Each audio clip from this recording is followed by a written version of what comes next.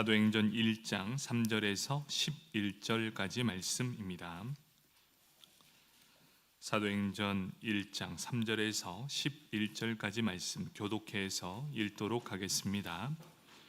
그가 고난 받으신 후에 또한 그들에게 확실한 많은 증거로 친히 살아계심을 나타내사 40일 동안 그들에게 보이시며 하나님 나라의 일을 말씀하시니라.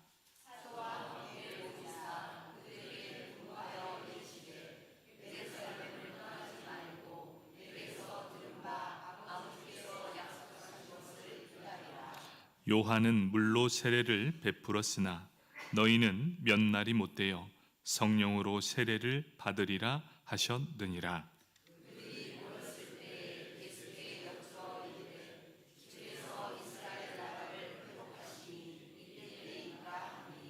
이르시되 때와 시기는 아버지께서 자기의 권한에 두셨으니 너희가 알 바 아니요.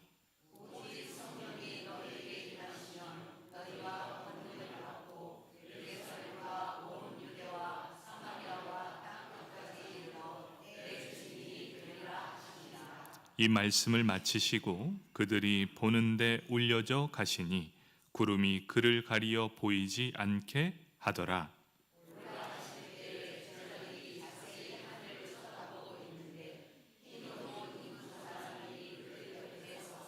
함께 읽겠습니다.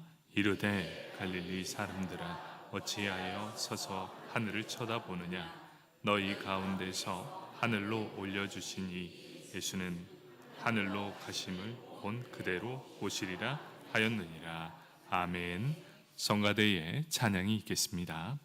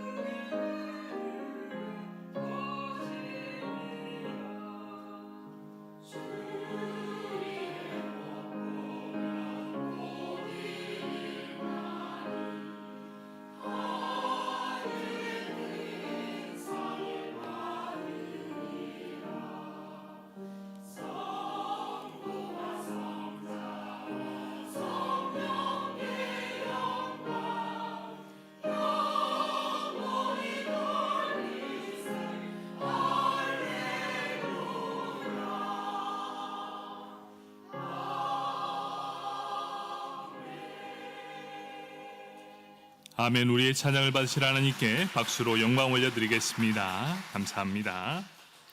우리 함께 사도행전 1장 3절에서 11절까지 말씀, 우리는 증인입니다 라는 제목을 가지고 함께 은혜를 나누도록 하겠습니다. 우리 말씀을 듣기 전 옆 사람 바라보면서 이렇게 인사하겠습니다. 함께여서 든든합니다.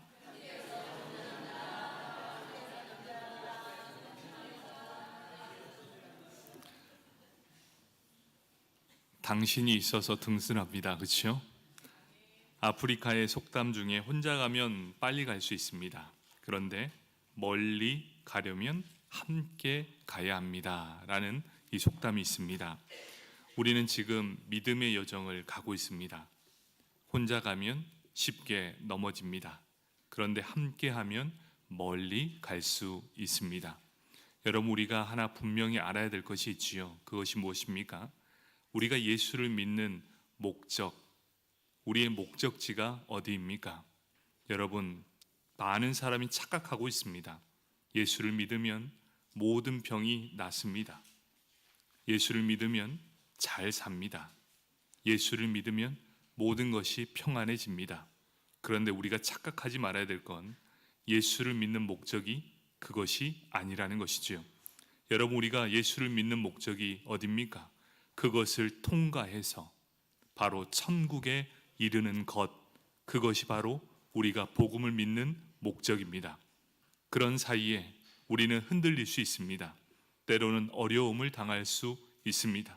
그런데 우리에게 분명한 이 복음은 우리의 구원을 절대로 흔들 수 없다는 사실입니다.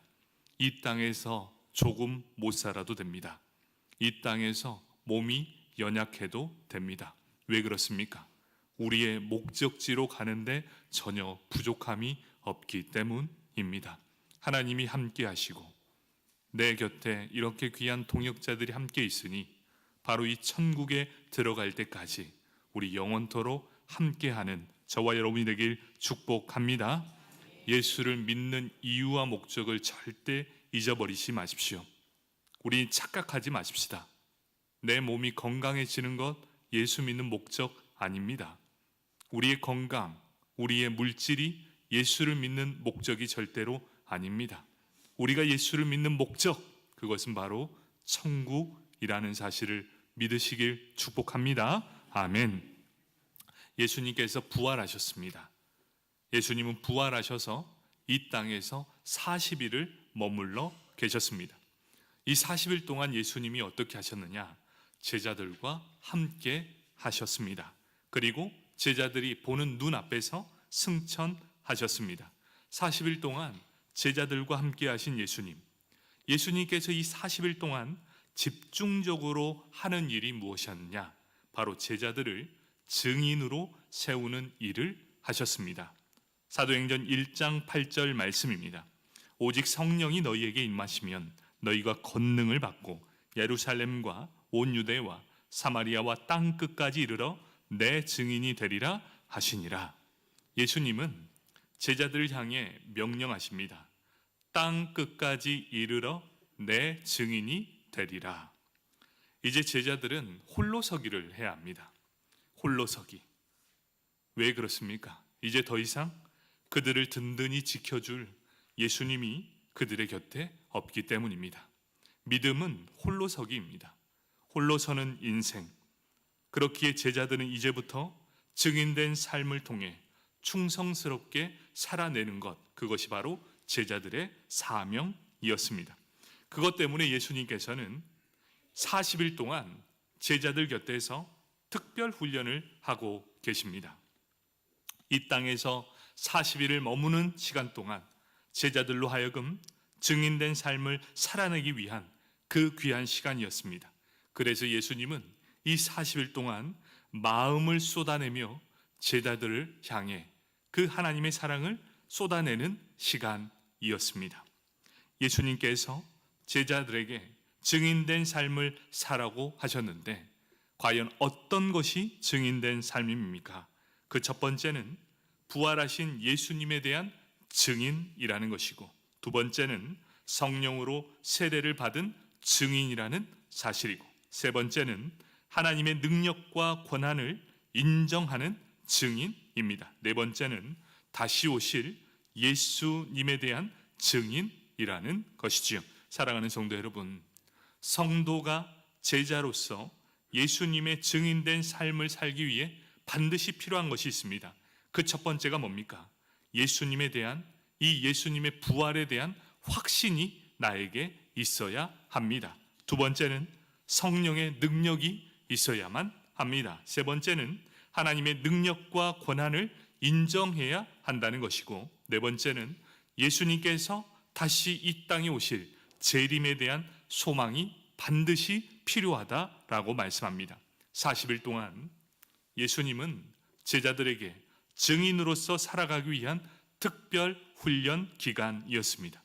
오늘 말씀을 통해 우리 모든 성도님들도 예수 그리스도의 충성스러운 증인으로 살아가도록 빚으시는 귀한 기회가 되길 축복합니다. 아멘. 오늘은 이 증인된 삶 네 가지 중에 두 번에 걸쳐 두 가지씩 말씀을 살펴보려고 합니다. 오늘은 그 첫 번째와 두 번째를 살펴보도록 하겠습니다. 먼저 부활하신 예수님에 대한 증인입니다.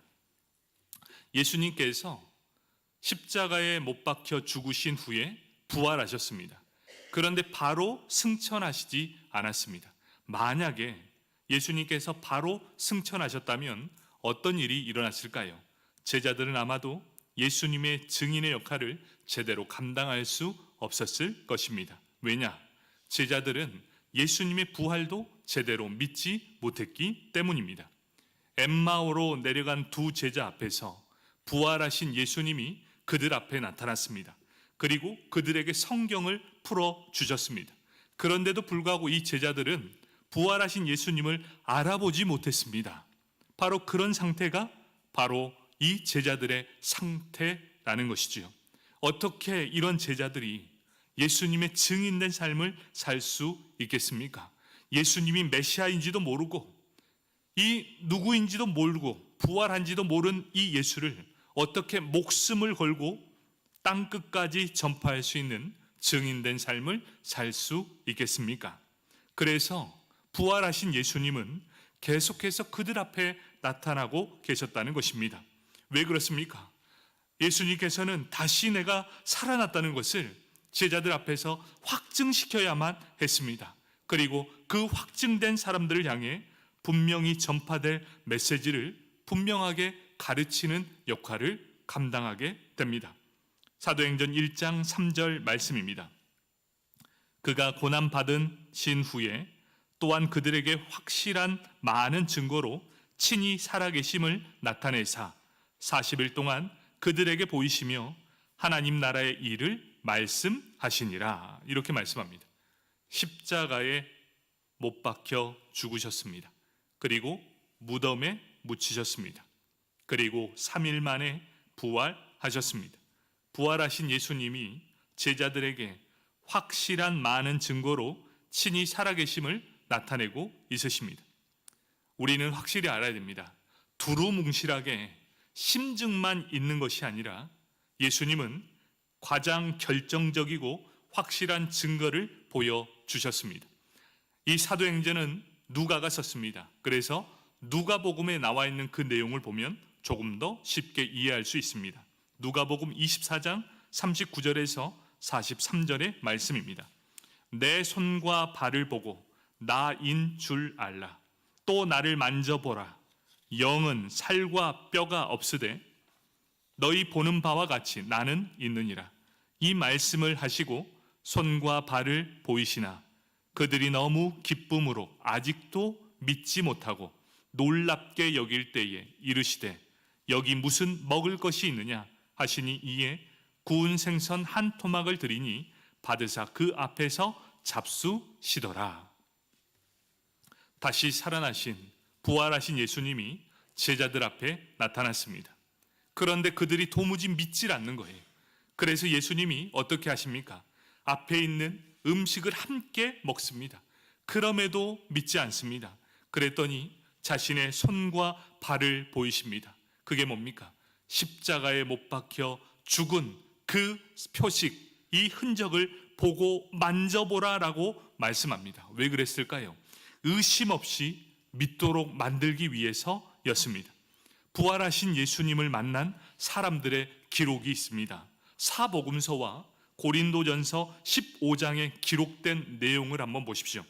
첫 번째 만난 사람 막달라 마리아, 두 번째 만난 사람 무덤가의 여인들, 세 번째 만난 사람 예루살렘에 있던 베드로, 네 번째 만난 사람 엠마오로 간 두 제자, 다섯 번째 만난 사람 닫힌 문 뒤에 있던 10 제자, 도마를 죄해한 사람, 여섯 번째 만난 사람 11 제자, 도마를 포함합니다. 일곱 번째 만난 사람 갈릴리에 고기 잡으러 갔던 7 제자, 여덟 번째 만난 사람 갈릴리 산에서 만난 11 제자, 아홉 번째 만난 사람 500여 명의 군중, 10번째 만난 사람 형제 야고보 등 수많은 사람에게 친히 자신을 여러 번 나타내셨습니다. 여러분, 예수님께서 40일 동안 부활하신 후에 이토록 많이, 이토록 부지런히 제자들 앞에 자신의 부활의 모습을 계속해서 나타내 보이셨습니다. 부활하시고 승천하실 때까지 계속해서 제자들과 함께 지냈던 것은 아니었습니다. 하지만 예수님은 그들이 예수님의 부활을 받아들이기에 충분한 만큼 오랫동안 여러 차례 자신을 친히 나타내셨습니다. 언제까지 나타냈느냐? 제자들이 그 부활의 사실을 받아들일 때까지 계속해서 자신을 드러내셨다는 것입니다. 여러분, 40일 이 부활의 시간, 예수님이 이 제자들에게 계속해서 나타내 주셨습니다. 언제까지 나타내 주셨다고요?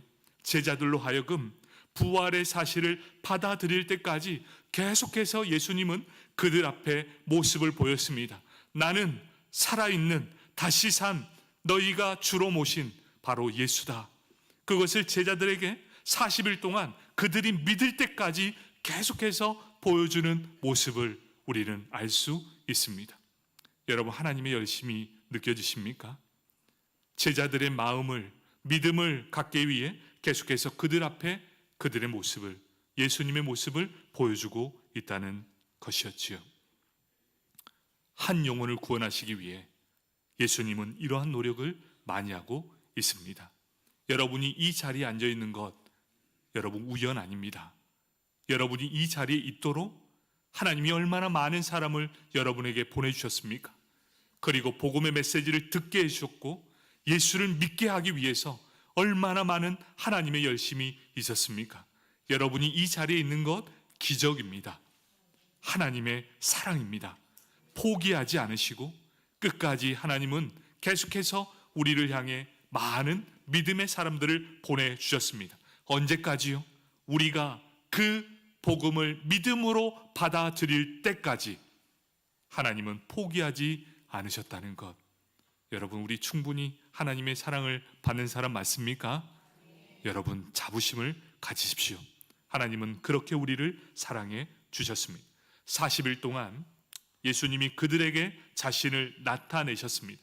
그리고 자신이 그들에게 하시는 말씀이 있었습니다. 그것이 무엇입니까? 내 자신의 부활, 그리고 하나님 나라의 일에 대해서 계속해서 말씀해 주셨습니다. 사도행전에 기록된 이 폭발적인 전도의 근거는 바로 예수 그리스도의 부활의 확증이었습니다. 여러분, 살아계신 하나님의 아들, 그 예수, 부활하신 예수님을 직접 만나고 그것을 믿었다면 여러분 어떻게 하시겠습니까? 너무 좋아서 팔딱 뛰지 않겠습니까? 바로 이것이 사도행전의 역사입니다. 바로 그것이 성령의 역사, 바로 살아계신 하나님의 아들 그 예수가 다시 살아났고 그 예수를 만난 사람, 바로 폭발적인 전도를 했던 그 원동력. 그렇다면 우리는 여기에서 한 가지 알 수 있습니다. 누가 복음을 증거할 수 있습니까? 바로 살아계신 하나님의 아들 예수를 만난 사람은 복음을 증거할 수 있습니다. 그렇다면 내가 복음을 증거하지 못한 이유는 무엇입니까? 내가 아직 살아계신 하나님의 아들 예수를 인격적으로 만나지 못했기 때문입니다. 여러분, 예수를 한번 만나보십시오. 너무나 기뻐서 전하지 않고는 견딜 수 없는 기쁨이 있을 것입니다. 여러분 있으시지요? 있어야죠, 그렇죠? 여러분, 그 기쁨 때문에 우리는 이 자리에 있는 것 아니겠습니까? 살아계신 하나님의 아들, 그 예수를 만났습니다. 바로 이 40일 동안 제자들에게 나타나셔서 확실한 증거를 많이 보여주셨습니다. 예수님이 다시 살아나심을 확증했고, 사도들은 예수님이 말씀하신 대로 하나님의 일에 대해서 알게 되었습니다. 하나님의 나라의 일, 그것이 무엇입니까? 예수 그리스도의 이름, 그 이름은 죄사함을 받게 하는 회개의 복음이고, 이 복음을 예루살렘으로부터 시작하여 모든 족속, 땅 끝까지 전파할 수 있는 원동력이 되었다는 사실입니다. 예수는 죄사함을 받게 하는 능력이 됨을 믿습니다. 그렇다면 오늘날 예수님의 증인은 누구입니까? 바로 우리들입니다. 우리가 전하는 이 복음은 살아계신 하나님의 아들 예수 그리스도를 전하는 복음입니다. 우리가 전파하는 이 복음은 죄의 종노릇하는 우리가 자유자가 되게 하는 능력입니다. 우리가 전파하는 이 복음은 죄로 인해 죽은 자를 살리는 능력, 바로 그것이 복음입니다. 사랑하는 성도 여러분, 복음을 전할 때 우리는 갑과 을이라는 것을 알고 있습니다. 여러분은 복음을 전할 때 갑으로 전하십니까? 을로 전하고 계십니까? 그런데 우리가 분명히 알아야 될 건 예수의 이 복음을 증거하는 이 증거자가 바로 진짜 갑이라는 사실입니다. 복음을 증거하는 자가 갑입니다. 그런데 우리는 예수의 복음을 증거할 때 어떤 태도로 전하고 있습니까? 을의 태도로 하지 않습니까? 한 번만 나와줘라. 한 번만 나와줘. 여러분, 한번 우리 생각해 보십시다. 우리는 복음을 알고 있고 믿는 사람들입니다. 그렇게 우리는 을이 아니라 갑입니다. 그러니 자신감을 가지십시오. 그리고 담대하게 부활하신 주님을 증언하는 증인들이 되어 주십시오. 우리가 복음을 증거합니다. 우리가 증거해도 받지 않는 사람, 그 사람은 어떻게 될까요? 언젠가 우리 인간은 반드시 한 번은 하나님 앞에 설 때가 있게 될 것입니다. 여러분, 우리는 그걸 아는 사람들이에요. 그런데 그때 이들은 이를 갈며 후회할 때가 반드시 있게 될 것입니다. 왜 그렇습니까? 심판 때에 예수님이 당신을 모른다 할 거기 때문이죠. 예수 믿고 이 땅에서 복 많이 받으셨습니까? 병고침도 받았습니까? 그런데 더 중요한 건 예수님이 우리를 모른다 하면 여러분의 믿음은 아무것도 아니라는 사실이겠죠. 우리가 예수를 믿는 분명한 목적은 이 땅에서 잘 먹고 잘 살고 병고침이 아니라 바로 그 마지막 때에 하나님이 나를 알고 계신다는 사실을 인정하게 될 때 분명한 천국으로 들어가게 될 것입니다. 여러분, 예수 믿는 것이 얼마나 축복입니까? 바로 이 축복이 우리에게 가장 큰 은혜입니다. 그렇기에 복음을 증거할 때 더 이상 그들이 듣든지 아니 듣든지 우리는 이 복음의 메시지를 증거하십시오. 그들이 받아들이든 못 받아들이든 그건 그 사람 당사자의 몫입니다. 우리가 그들에게 한 번만 나와줘라고 부탁하는 이유가 무엇입니까? 그 영혼이 불쌍해서 그렇지 않습니까? 그 영혼도 구원을 받아야 되기 때문 아니겠습니까? 그 마음을 그들이 안다면 그들이 진짜 예수님을 만났을 때 우리에게 감사의 마음을 증거할 수 있을 것입니다. 복음을 증거하되 갑의 위치에서 하시고, 그리고 어떻게 해야 됩니까? 그 사람의 마음을 녹일 수 있게 가장 편안하게 증거하시면 되겠습니다. 여러분, 우리 교회가 그래도 가장 행복한 교회가 뭔지 아십니까? 가족 단위로 예배를 드린다는 사실입니다. 우리 가족끼리 함께 예배를 드린다는 건 참으로 축복입니다. 여러분, 가정에서부터 복음이 회복되고 그 가정이 바로 믿음의 가정이 될 때 믿음의 자녀들도 그대로 이루어지게 될 것입니다. 가정에서 천국을 이루시고 바로 우리 교회가 바로 그런 천국의 귀한 은혜가 있기를 축복합니다. 아멘. 두 번째는 성령으로 세례를 받은 증인들이라는 것이지요. 예수님은 이제 그들을 떠나 하늘로 올라가셔야만 합니다. 그 말은 이제 하나님 나라의 일을 오롯이 제자들 홀로 감당해야 한다는 것이지요. 의심이 많았습니다. 연약합니다. 제자들 하나 중에 어디 무엇 하나 쓸만한 사람이 어디 있었습니까? 두려워합니다. 낙심합니다. 그런데 예수님은 그들을 떠나야만 했습니다. 그 40일의 시간 동안 예수님의 마음이 어땠겠습니까? 어찌 이들을 홀로 두게 됐을까?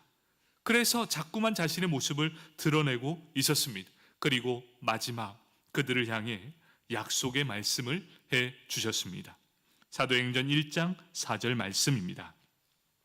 사도와 함께 모이사 그들에게 분부하여 이르시되 예루살렘을 떠나지 말고 내게서 들은 바 아버지께서 약속하신 것을 기다리라.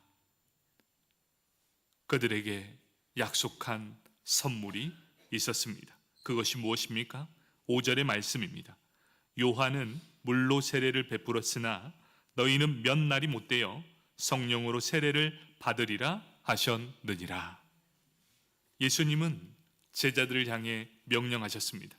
너희 예루살렘을 떠나지 말라. 왜 이 명령을 했습니까? 아버지께서 약속하신 것을 주실 것이기 때문에 너희는 그곳을 떠나지 말라. 몇 날이 못되어 즉시로 너희에게 선물을 줄 것이다. 이 말씀이 정확히 예수님이 승천하신 후 열흘 뒤에 약속하신 말씀이 성취되었습니다. 하나님의 말씀을 믿고 그 자리에 모여서 기도하기에 힘쓰며 하나님께서 허락하실 그 성령의 약속을 믿고 그 자리에 모여 기도하는 모든 사람들이 10일 후에 약속하신 성령을 선물로 받았습니다. 할렐루야 아닙니까? 아멘. 바로 하나님의 약속의 말씀을 믿는 모든 자들에게 하나님은 성령을 선물로 주셨습니다. 바로 이것이 성령으로 세례를 받으리라 라는 말씀이었습니다. 그럼 이것을 우리는 성령 세례라고 말씀합니다. 성령 세례란 무엇입니까? 예수님께서 요한에게 세례를 받으실 때 성령이 비둘기같이 예수님 위에 임하셨습니다. 그리고 예수님이 가르치시고 행하시는 모든 일 가운데 능력과 지혜를 더해 주셨습니다. 바로 예수님은 하나님의 아들이었고 하나님이셨습니다. 성령이 필요 없는 분이셨는데 성령의 세례를 받았습니다. 어떻게 합니까? 자신의 능력 플러스 지혜와 권능을 허락받았다. 이게 바로 성령의 능력입니다. 사랑하는 성도 여러분, 제자들도 마찬가지고 지금 우리에게도 마찬가지입니다. 예수님께서 베푸실 성령 세례는 제자들에게 성령을 주셔서 능력과 지혜와 기름을 부어 주신다는 사실입니다. 성령이 주시는 능력을 통해 그들로 하여금 하나님 나라의 일과 증인의 사명을 다 할 수 있도록 성령의 능력으로 더해 주시는 능력을 말씀해 주고 있습니다.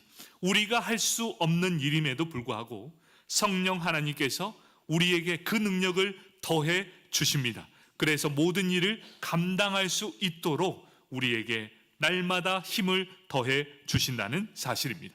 이렇게 성령의 세례를 받은 이 제자들을, 이 사도들은 어떻게 행했을까요?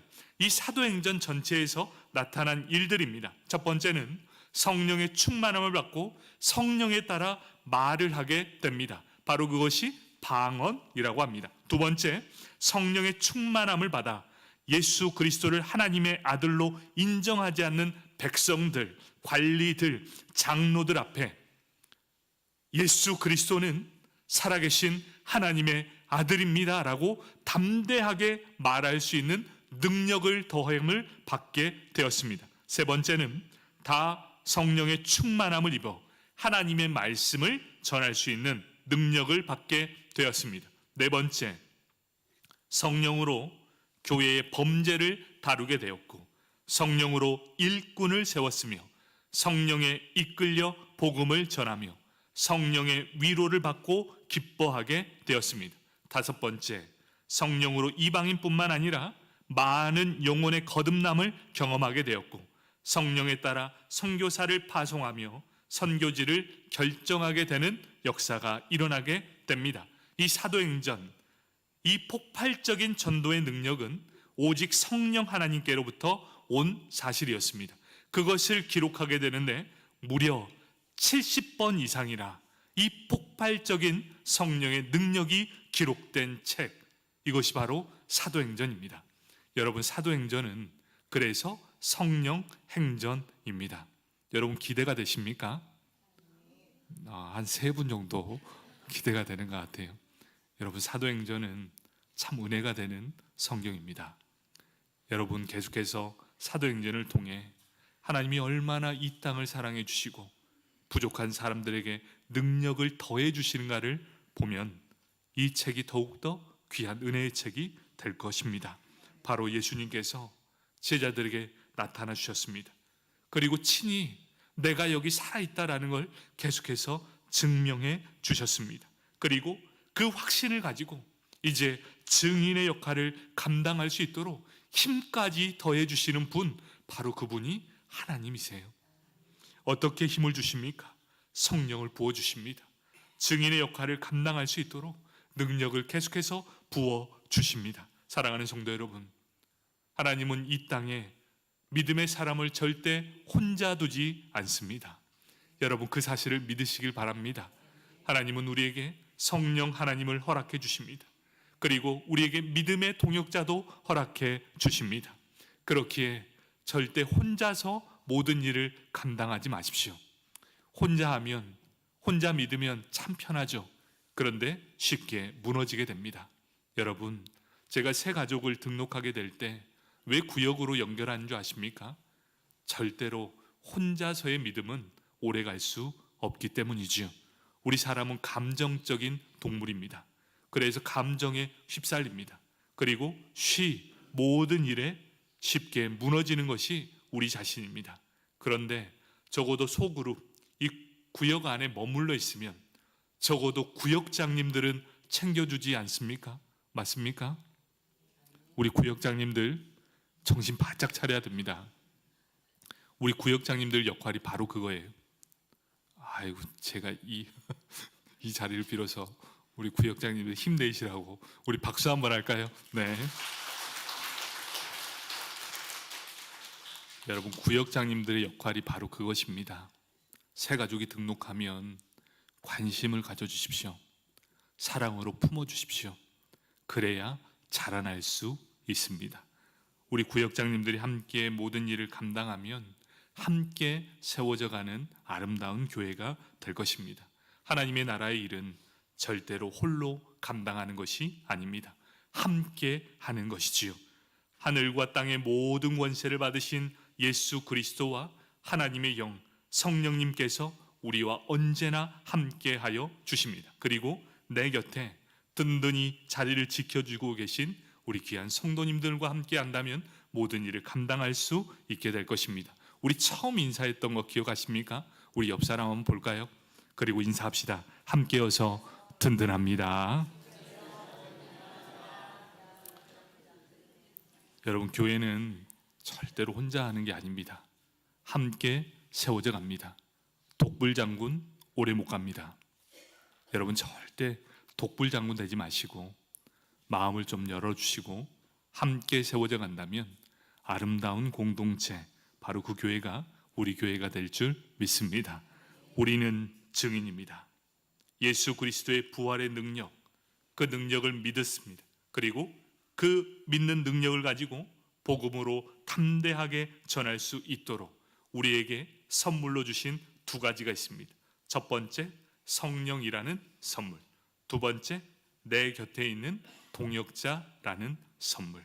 여러분, 우리 함께 이루어져 가봅시다. 하나님이 우리와 함께 하실 것입니다. 아멘. 기도하겠습니다.